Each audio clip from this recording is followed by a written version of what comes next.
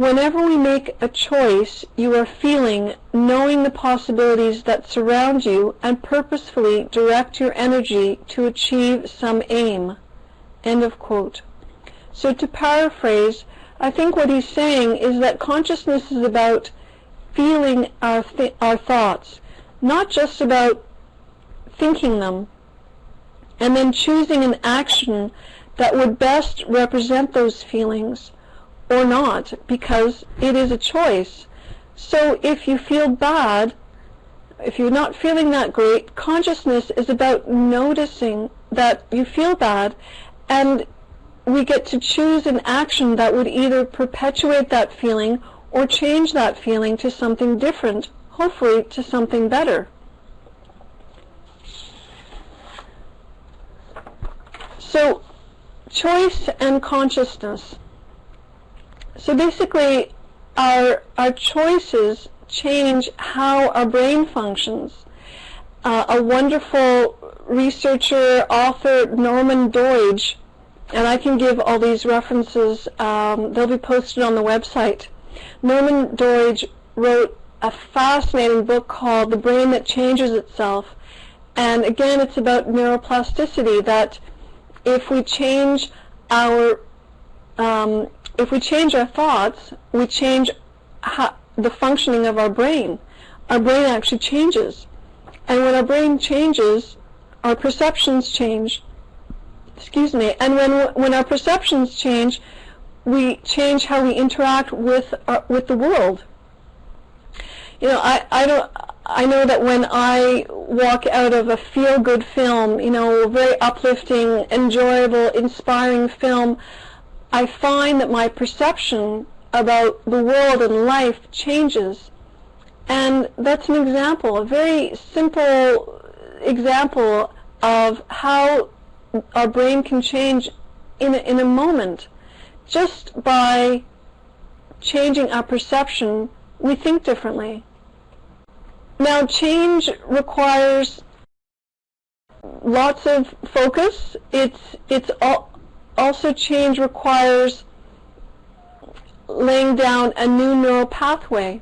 You know, we have that very known route in our brain on, let's say if someone is a smoker, they have this habit which is a behavior or a habit of thinking.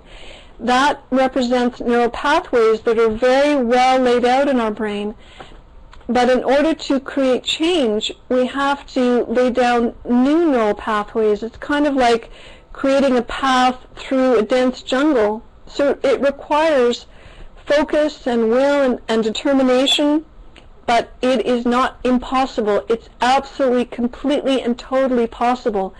Someone who's a great example of this in his work is Dr. Jeffrey Schwartz, who's very well known for his powerful work with people with obsessive-compulsive disorder who have habitual, seemingly uncontrollable ways of behaving. Some need to wash their hands continuously, or clean surfaces of counters, or these obsessive behaviors. And he works with them successfully by changing their behavior, but he also has recognized that the only way to really change someone's behavior is their willingness. They have to be willing to change, and that's the beginning of change, and that's the beginning of an acknowledgement that we have choice. So again, we have to ask ourselves questions and these questions affect the connections in our brain. If we don't ask ourselves what the definition of paradise is, then the creation of paradise will never exist, because it won't occur, because those neural pathways will never be created in order to create that possibility or that way of thinking. So what I would like to do, just briefly, is to pose this question to you. You know, what is your definition? You can even just write a word or a few words, you know, of what is your definition of paradise? And it's okay if you can't think of something right now. I just thought I'd put that out there and see, just to think about it. You don't necessarily have to answer anything now, but just to think about it. Because if we don't ask the question to ourselves, then those brain connections will not happen. So in other words, yes, thank you, Tara, decide to be happy. So if we don't think about that, or Elsie is writing a world where people live happy, peacefully together, thank you. If we don't think about these things, then our connections in our brain will not change. So we have to think differently. Leonora, thank you so much. Peace, choice, awareness. If we don't think differently, then our brain doesn't change. So thinking differently absolutely changes the brain. So what can we do?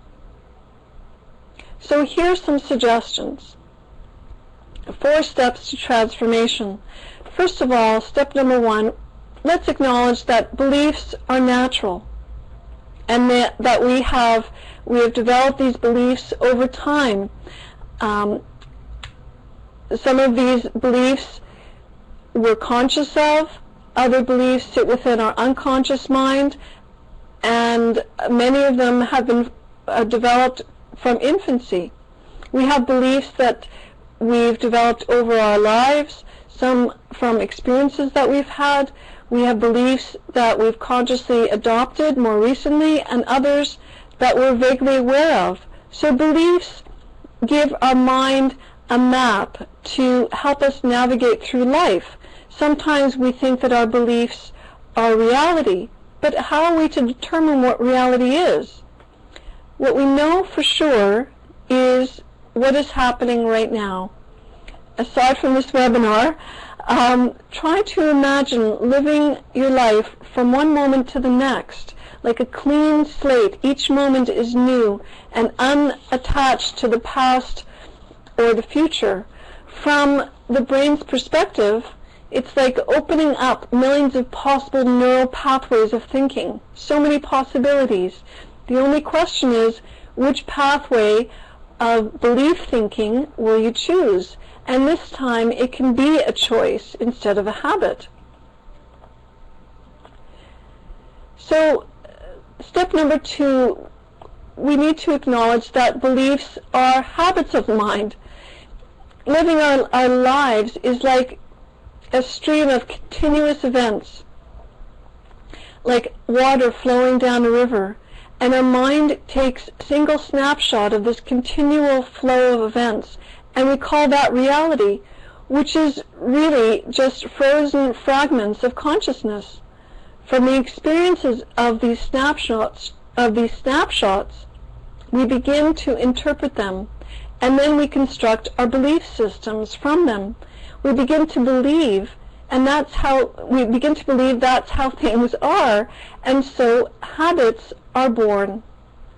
Habits of belief are born. So what are beliefs? Beliefs are made of thoughts, and thoughts begin as feelings. As infants, we experience many feelings, and that began our journey of belief creating. As infants, we were completely receptive to feeling our way through the world, and depending on how something felt, would determine our behavior. You can think of the classical example of Pavlov's dog, where the dog would associate the ringing of a bell with food, and then over time the dog became conditioned to responding by salivating without presenting the food to the dog, because the dog associated the bell with food.